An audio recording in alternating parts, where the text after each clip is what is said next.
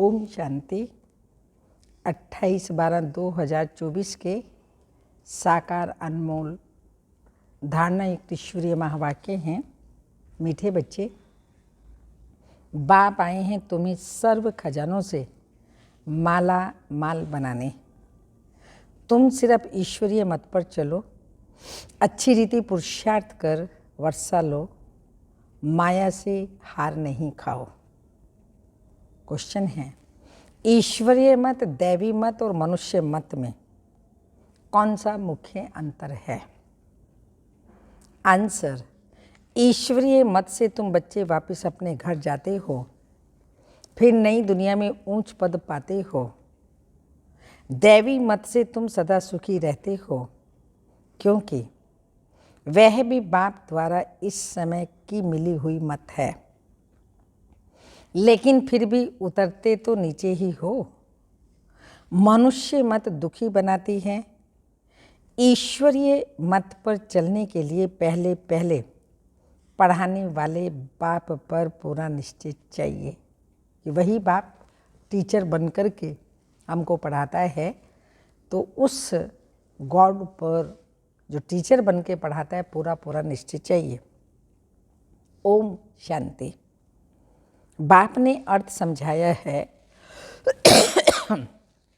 मैं आत्मा शांत स्वरूप हूँ।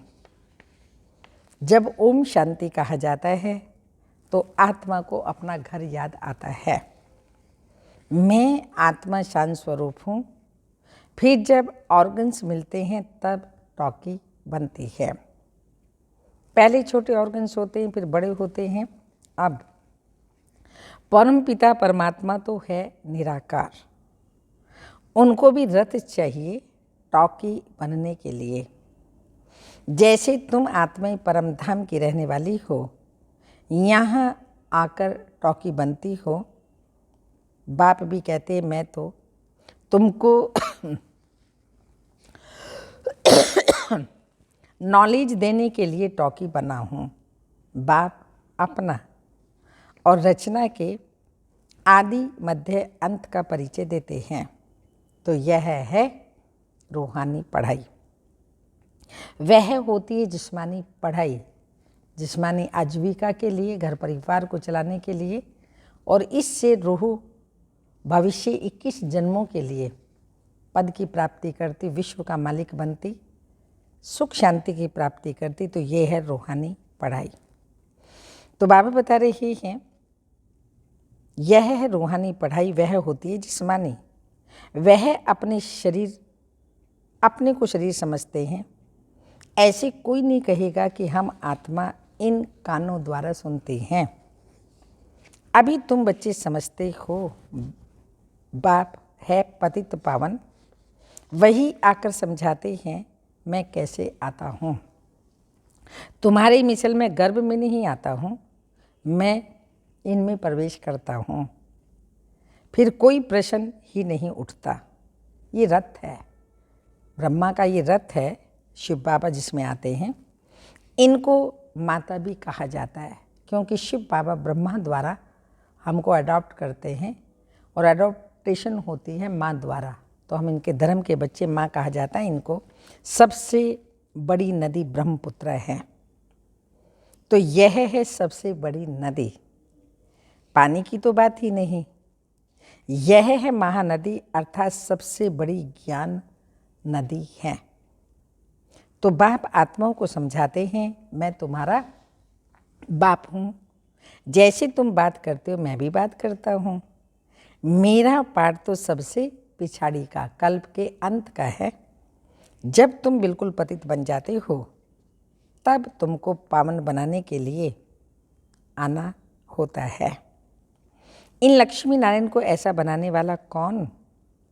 सिवाय ईश्वर के और कोई के लिए नहीं कह सकेंगे। बेहद का बाप ही स्वर्ग का मालिक बनाते होंगे ना। बाप ही ज्ञान का सागर है। वही कहते हैं मैं इस मनुष्य सृष्टि का चैतन्य बीज रूप हूँ। मैं आदि मध्य अंत को जानता हूँ। मैं सत्य हूँ। मैं चैतन्य बीज रूप हूँ। इस सृष्टि रूपी झाड़ की मेरे में नॉलेज है। इसको सृष्टि चक्र अथवा ड्रामा कहा जाता है। यह फिरता ही रहता है। वह हद का ड्रामा 2 घंटे का चलता है। इसकी रील 5000 वर्ष की है। जो जो टाइम पास होता जाता है 5000 वर्ष से कम होता जाता है। तुम जानते हो, पहले हम देवी देवता थे, फिर आहिस्ते आहिस्ते हम क्षत्रिय कुल में आ गए। ये सारा राज बुद्धि में है ना, तो यह सिमरन करते रहना चाहिए। हम शुरू में पाठ बजाने आए तो हम 100 देवी देवता थे। 1250 वर्ष राज्य किया। टाइम तो गुजरता जाता है ना, लाखों वर्ष की तो बात ही नहीं। लाखों वर्ष का तो कोई चिंतन कर भी न सके। तो तुम बच्चे समझते हो हम यह देवी देवता थे। फिर पाठ बजाते वर्ष पिछाड़ी वर्ष पास करते करते अभी कितने वर्ष पास कर चुके हैं। धीरे धीरे सुख कम होता जाता है। हर एक चीज सतो प्रधान, सतो रजो तमो होती है। पुरानी जरूर होती है। यह फिर है बेहद की बात। ये सब बातें अच्छी रीति बुद्धि में धारण कर फिर औरों को समझाना है। सब तो एक जैसे नहीं होते, जरूर भिन्न भिन्न रीति समझाते होंगे। चक्र समझाना सबसे सहज है। ड्रामा और झाड़ दोनों मुख्य चित्र हैं। कल्प वृक्ष नाम है ना। कल्प की आयु कितने वर्ष की है यह भी कोई नहीं जानते। मनुष्यों की अनेक मत हैं, कोई क्या कहेंगे कोई क्या कहेंगे। अभी तुमने अनेक मनुष्य मत को भी समझा है और एक ईश्वरीय मत को भी समझा है। कितना फर्क है। ईश्वरीय मत से तुमको फिर से नई दुनिया में जाना पड़े और कोई की भी मत से, दैवी मत व मनुष्य मत से वापिस नहीं जा सकते, क्योंकि बाबा रूहानी पंडा भी है। हम बच्चों को लेने के लिए आया है, वही रास्ता बताता है और साथ लेकर के जाता है। बाकी कोई भी ईश्वरीय मत के अलावा दैवी मत, मनुष्य मत, शास्त्र मत वापिस नहीं ले जा सकती। दैवी मत से तुम उतरते ही हो क्योंकि कला कम होती जाती है। आसुरी मत से भी उतरते हो, परंतु दैवी मत में सुख है, आसुरी मत में दुख है। दैवी मत भी इस समय बाप की दी हुई है, इसलिए तुम सुखी रहते हो। तो सॉरी, बेहद का बाप कितना दूर दूर से आते हैं। मनुष्य कमाने के लिए बाहर जाते हैं।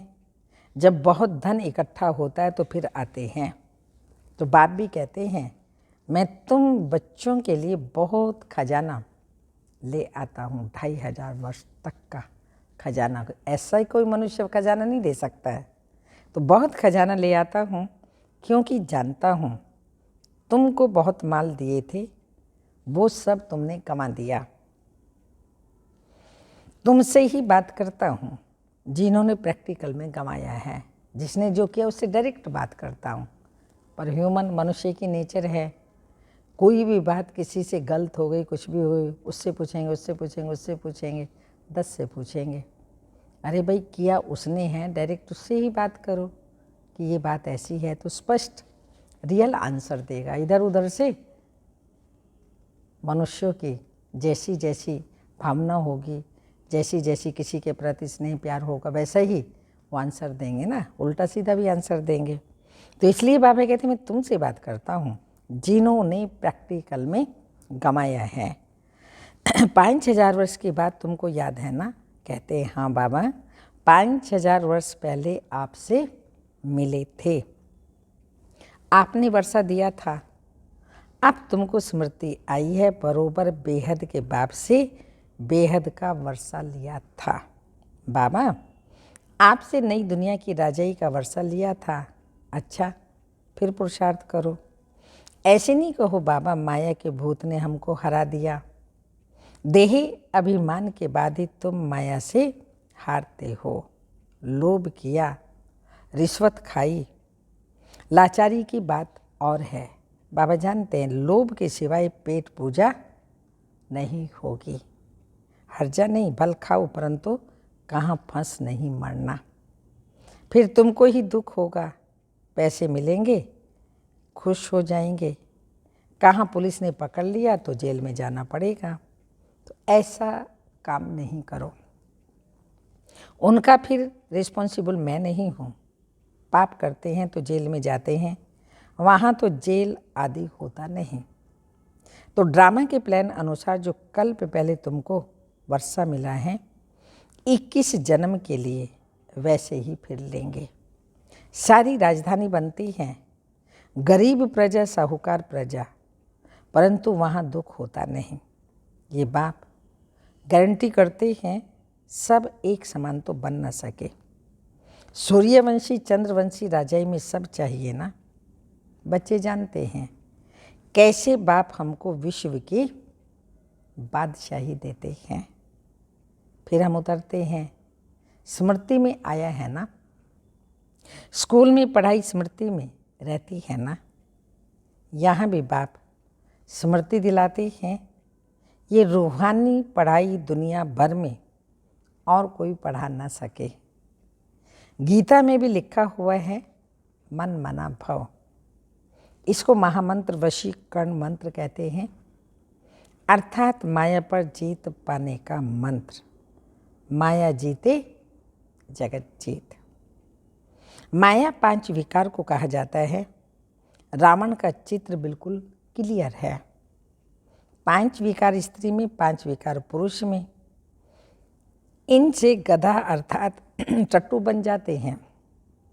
इसलिए ऊपर में रावण के सर पर ऊपर में गधे का शीश देते हैं। अभी तुम समझते हो। ज्ञान सागर, फिर ज्ञान सागर बगैर हम भी ऐसे थे। हाँ, हम भी ऐसे पशु से भी बदतर थे। बाप कितना रमणीक बातें बताते हैं। वह सुप्रीम टीचर हैं, उनसे हम पढ़ते हैं, वह फिर औरों को सुनाते हैं। स्वयं पढ़ कर के धारण करके हम फिर औरों को सुनाते हैं। पहले तो पढ़ाने वाले में निश्चय कराना चाहिए।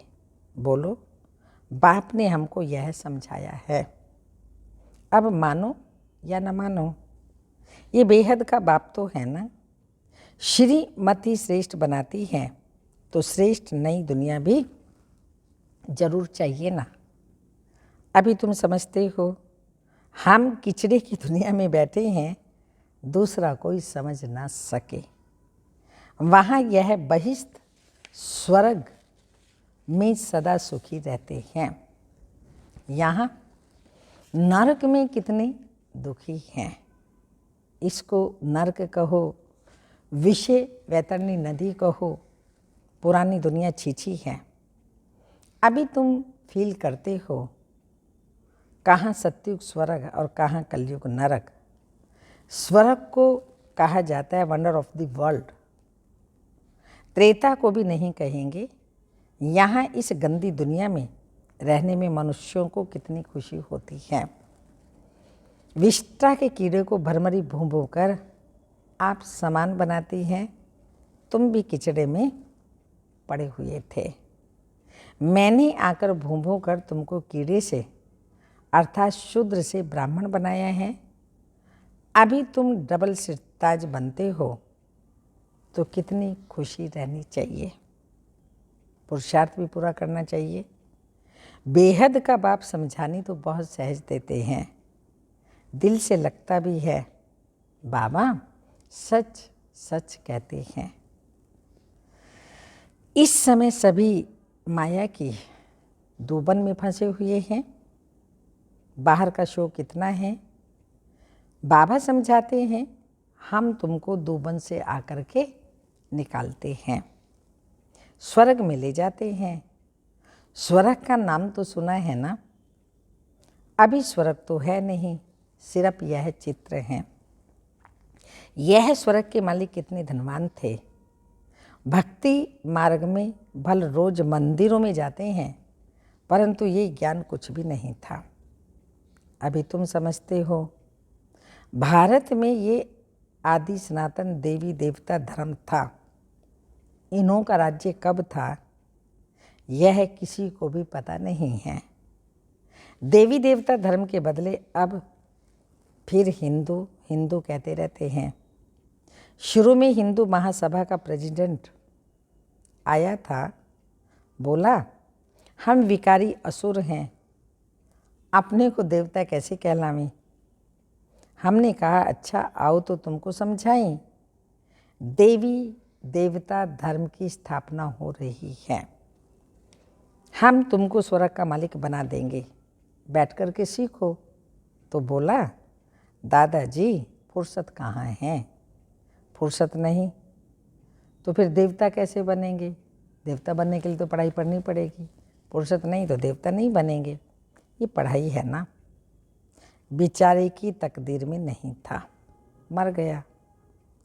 ऐसे भी नहीं कहेंगे कि वह कोई प्रजा में आएगा, नहीं, ऐसे ही चला आया था। सुना था यहाँ पवित्रता का ज्ञान मिलता है, परंतु सतयुग में तो आ न सके, फिर भी हिंदू धर्म में ही आएंगे। तुम बच्चे समझते हो माया बड़ी प्रबल है, कोई ना कोई भूल कराती रहती है। कभी कोई उल्टा सुल्टा पाप हो तो बाबा को सच्ची दिल से सुनाना है। रावण की दुनिया में पाप तो होते ही रहते हैं। कहते हैं हम जन्म जन्मांतर के पापी हैं। ये किसने कहा? आत्मा कहती है। बाप के आगे या देवताओं के आगे अभी तो तुम फील करते हो बरोबर हम जन्म जन्मांतर के पापी थे। रावण राज्य में पाप जरूर किए हैं, अनेक जन्मों के पाप तो वर्णन नहीं कर सकते, इस जन्म का वर्णन कर सकते हो। वह सुनाने से भी हल्का हो जाएगा। सर्जन के आगे बीमारी सुनानी है, फलाने को मारा, चोरी की, आदि आदि। इस सुनाने में लज्जा नहीं आती है, बेकार की बात सुनाने में लज्जा आती है। सर्जन से लज्जा करेंगे तो बीमारी छूटेगी कैसे? फिर अंदर दिल को खाती रहेगी, बाप को याद कर नहीं सकेंगे। सच सुनाएंगे तो याद कर सकेंगे। बाप कहते हैं मैं सर्जन तुम्हारी कितनी दवाई करता हूँ, तुम्हारी काया सदैव कंचन रहेगी। सर्जन को बताने से हल्का हो जाता है। कोई कोई आप ही लिख देते हैं बाबा हमने जन्म जन्मांतर पाप किए। पाप आत्माओं की दुनिया में पाप आत्मा ही बने। अब बाप कहते हैं बच्चे तुम्हें पाप आत्माओं से लेन देन नहीं करनी है। सच्चा सतगुरु अकाल मूर्त पाप है, वो कभी पुनर्जन्म में नहीं आते। उन्होंने अकाल तख्त नाम रखा है परंतु अर्थ नहीं समझते हैं। तो बाबा ने समझाया है आत्मा का यह तख्त है, शोभता भी यहाँ है, तिलक भी यहाँ भ्रकुटी में ही देते हैं। असल में तिलक एकदम बिंदी मिसल देते थे। अभी तुमको अपने को आपे ही तिलक देना है। बाप को याद करते रहो। जो सर्विस करेंगे तो बड़ा सर्विस जो करेंगे वो बड़ा महाराजा नई दुनिया में बनेंगे। पुरानी दुनिया की पढ़ाई थोड़ी पढ़नी है, तो इतनी उच्च पढ़ाई पर फिर अटेंशन देना चाहिए। यहाँ बैठते हैं तो भी कोई का बुद्धि योग अच्छा रहता है, कोई का कहाँ कहाँ चला जाता है।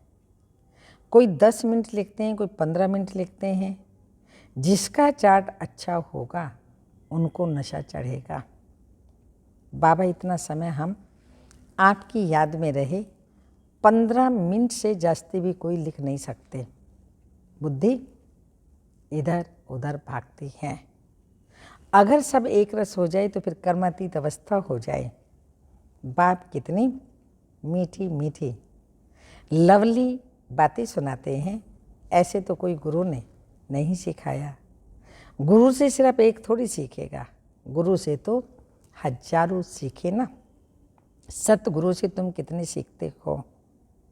तो यह है माया को वश करने का मंत्र। माया 5 विकारों को कहा जाता है। धन को संपत्ति कहा जाता है। लक्ष्मी नारायण के लिए कहेंगे इन्हों के पास बहुत संपत्ति है।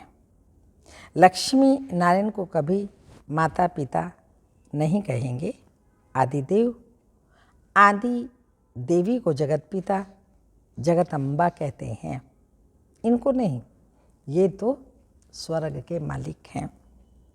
अविनाशी ज्ञान धन लेकर हम इतने धनवान बने हैं।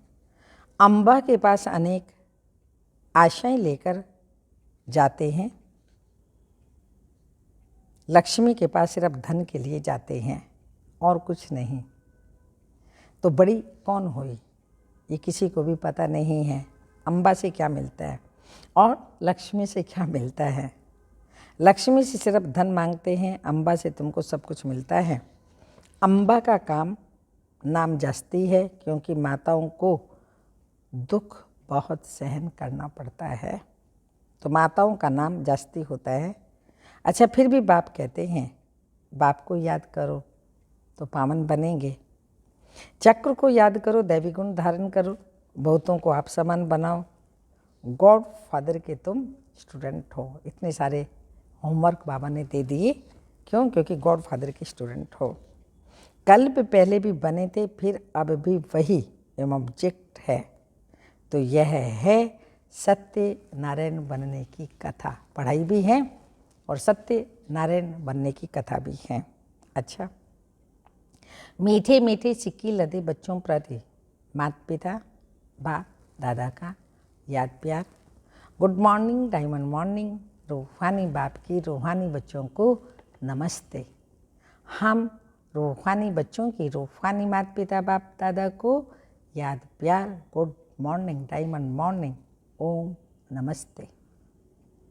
धारणा के लिए मुख्य सार है, अपनी बीमारी सर्जन से कभी भी छिपाने नहीं है। माया के भूतों से स्वयं को बचाना है। अपने को राज तिलक देने के लिए सर्विस जरूर करनी है। सेकंड पॉइंट, स्वयं को अविनाशी ज्ञान धन से धनवान बनाना है। अब पाप आत्माओं से लेन देन नहीं करनी है। पढ़ाई पर पूरा अटेंशन देना है। वरदान, इस कल्याणकारी युग में सर्व का कल्याण करने वाली प्रकृति जीत माया जीत भाव। स्पष्टीकरण, संगम युग को कल्याणकारी युग कहा जाता है। इस युग में सदा ये स्वमान याद रहे, मैं कल्याणकारी आत्मा हूँ। मेरा कर्तव्य है पहले स्व का कल्याण करना, फिर सर्व का कल्याण करना। मनुष्य आत्माएं तो क्या, हम प्रकृति का भी कल्याण करने वाले हैं। इसलिए प्रकृति जीत माया जीत कहलाते हैं। जब आत्मा पुरुष प्रकृति जीत बन जाती है तो प्रकृति भी सुखदायी बन जाती है। प्रकृति व माया की हलचल में नहीं आ सकते। उन्हों पर अकल्याण के वायुमंडल का प्रभाव पड़ नहीं सकता। स्लोगन, एक दूसरे के विचारों को सम्मान दो तो माननीय आत्मा बन जाएंगे। एक दूसरे के विचारों को सम्मान दो तो माननीय आत्मा बन जाएंगे। आज का वरदान है, संतुष्टता ब्राह्मणों का विशेष लक्षण है। स्वयं से भी संतुष्ट और औरों से भी संतुष्ट रहो। जो पाठ मिला उसमें संतुष्ट रहना ही आगे बढ़ना है। कितना भी कड़ा पेपर आ जाए, लेकिन संतुष्ट रहना है और संतुष्ट करना है। अपने अनादि स्वरूप में स्थित होने से स्वयं भी स्वयं से संतुष्ट रहेंगे और औरों को भी संतुष्टता की विशेषता अनुभव कराते रहेंगे। ओम शांति।